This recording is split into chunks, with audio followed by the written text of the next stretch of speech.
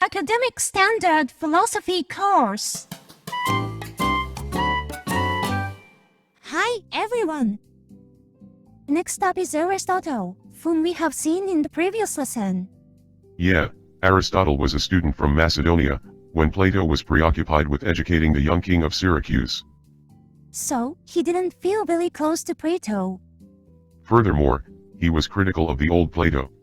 He was discriminated against as a Macedonian of northern barbarian, but he was much more modern than the Greeks.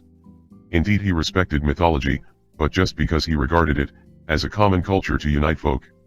He no longer believed in earth motherism and orphism. He was so brilliant that he disliked the divine theories of Plato. He denied it logically, and constructed a grand system to replace it, metaphysics. Wow, his approach was completely different from the previous philosophers. To a contradicting problem that goodness is knowledge but cannot be taught, Plato drew on Orphism to develop an amnesis theory that we already know goodness before birth in heaven and just recall it by some cure on earth. Hence, Plato generalized the theory to argue that we perceive things by recalling their heavenly archetypes, ideas. In addition, he insisted that the more things resemble the idea, the better. But do ideas really exist? The young Aristotle did not simply doubt that, but demonstrated that ideas could not exist. According to him, for example, if Socrates resembles the idea of humans, then there must be another idea of humanity, or the third idea of humanity, common to Socrates and the idea of humans. If so, they would need to further the higher idea to unify them. This logic leads to an infinite regress. A wrong conclusion proves that the first premise is wrong. It is called the third man argument. Without getting into such complicated arguments, we can immediately see the unreasonableness of the idea theory.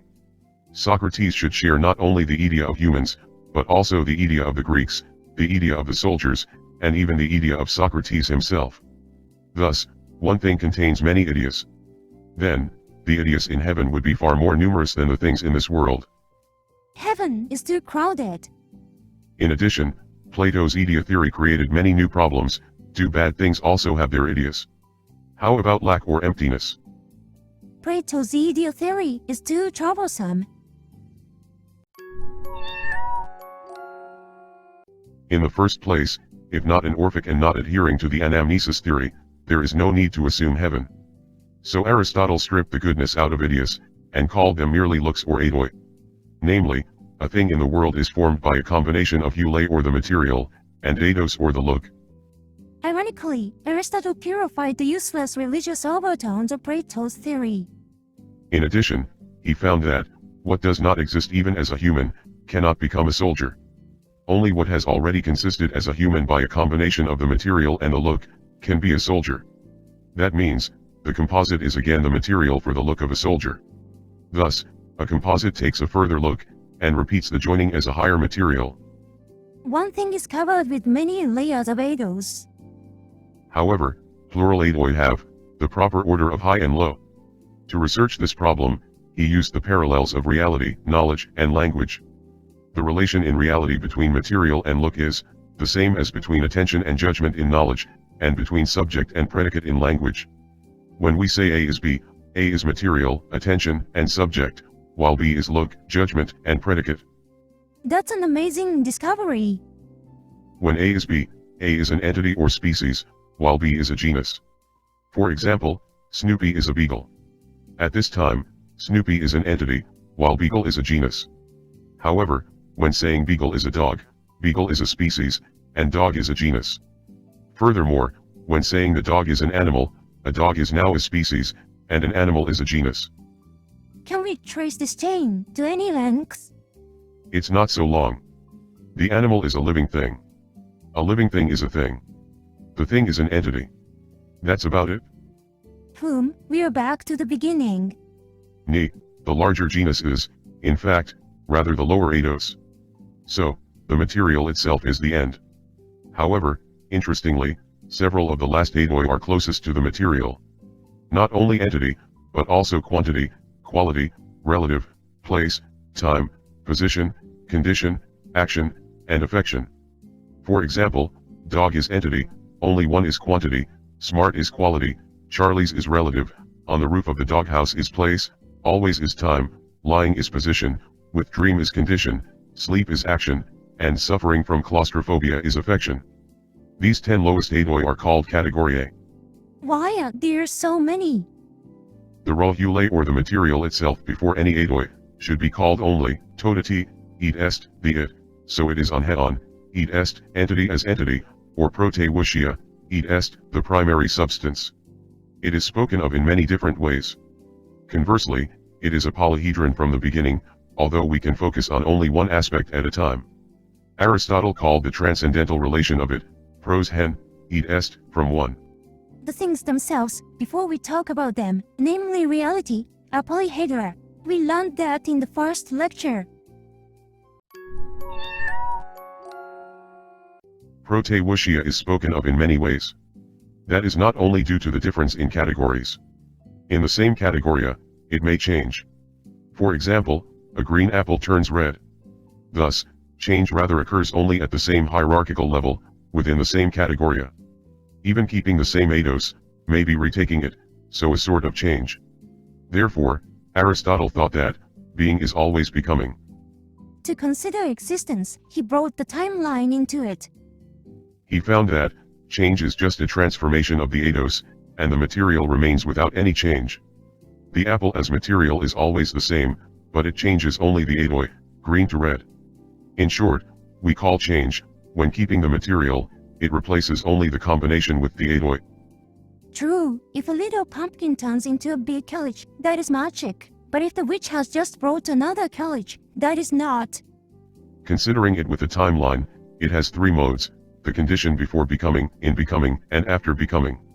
He called each of them, dunamis, energeia, and entelecheia, id est, being possible, working, and on the goal. For example, a developed land is, a residential area as dunamis, a house constructing site is, a residential area as energeia, and a town with many houses is, a residential area as entelecheia. Aha, though these are called the same, the states are quite different. These are also transformations of eidoi. However, simply putting a blueprint on lumber, does not make a house. For a material to take a new eidos, an agent is needed. However, will carpenters begin to work, only if they have lumber and a blueprint? They probably would not work without the client, and the client also does not order them a house, without a plan to live there.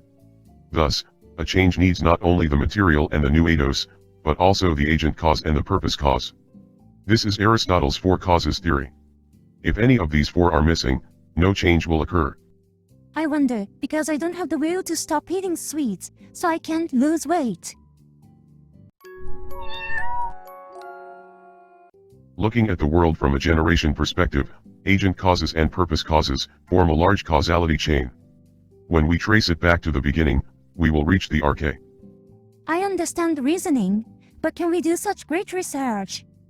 So let's think logically. The first should be something that moves the others, but is not moved by anything. We do not know what it is, but it should be what we could call nothing but God. I see. The next is what is moved by it, but does not move. Moved, but does not move, that's a contradiction. How about rotation? Influenced by the astronomer Eudoxus in the Academy, during Plato's absence, Aristotle had an astronomical view of the world. So he thought, the immovable North Star is the arche of the world, followed by the stars, planets, and the moon. And these move things on Earth. This theory would be the rationale behind astrology. Stars are made of ether, or explicit material, while things on Earth are made of fire, air, water, and mud. However, they are initially the material itself, or the prote wushia, and added agent causes of hot or cold, and purpose causes of dry or wet, so that it can show different eidoi. Then, if we could manipulate it properly, we could change it into another eidos, even gold. The theory would also develop alchemy. Mineral, plants, animals, even humans, everything on Earth is, in fact, made by mixing these four materials. However, although influenced by stars, as well as other things on Earth, we humans only have another agent cause, our souls. On the other hand, our purpose cause is everlasting happiness. It is realized by virtue, that never wavers even in any trouble. In short, the agent causes our souls, the material causes our lives, the Eidos causes virtue, and the purpose causes happiness.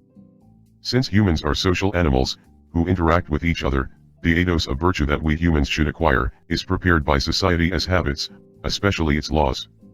But, how should we make them? Aristotle thought that, dictatorships tend to run away, and democracies tend to go haywire, so republics run by the limited middle-class citizens, would be better. Although mythology is nothing more than fiction, when we citizens recognize it repeatedly with rituals and plays, it works as our collective soul or the social agent causes, that make us consider proper habits and laws. Wow! For Aristotle, human habits and laws, as well as myths and dramas, all make sense. He called nature's chain unity, Scala Naturae, or stairs of nature, and he expressed that with the words, nature abhors a vacuum, and nature does nothing in vain.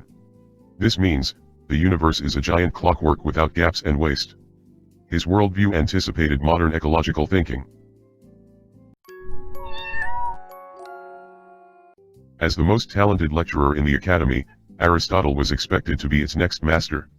However, after Plato died in 347 BC, Plato's nephew took over the academy. This was because he criticized Plato's theory, and was a Macedonian regarded as a barbarian by the Athenians. Aristotle at 37, left the academy. They were nasty people. But after that, he was invited by his native Macedonia, to be a tutor for Prince Alexander. When Alexander became the king in 336 BC, and conquered Athens, he built a new school in the southeast of Athens, the Lyceum, and gifted it to his master Aristotle at 49.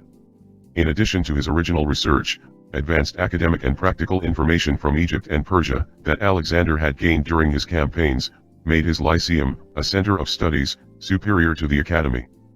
Look, we never know what fate holds. The same goes for him. When Alexander the Great died in 323 BC, the Athenians rose against Macedonia, and Aristotle had to flee. Thus, most of his manuscripts were also lost, and Aristotle died in exile in 322 BC at 62. No wonder Greece was failing. His surviving manuscripts were collated around 30 BC. They were at most, just 2/3 of his notes, but covering everything from logic to drama. At that time, the editor put treatises on existence, form, and generation, into a book, the next of the band of studies of physics or nature, so they were called Metaphysica. Initially, meta did not mean the higher. Conspiracies and assassinations were rampant in the Roman Empire, so the Stoics sought peace of mind through asceticism, and adopted Plato's Orphic theology, which was then passed on to Christianity. Meanwhile, Aristotle's sciences were inherited in Eastern countries, that Alexander the Great conquered, and blossomed as Islamic culture. The Crusaders then brought these sciences back to Europe, leading to the Renaissance. If so, his manuscript may still be hidden somewhere. That's possible, however, not studying about him, but going beyond him, is more important.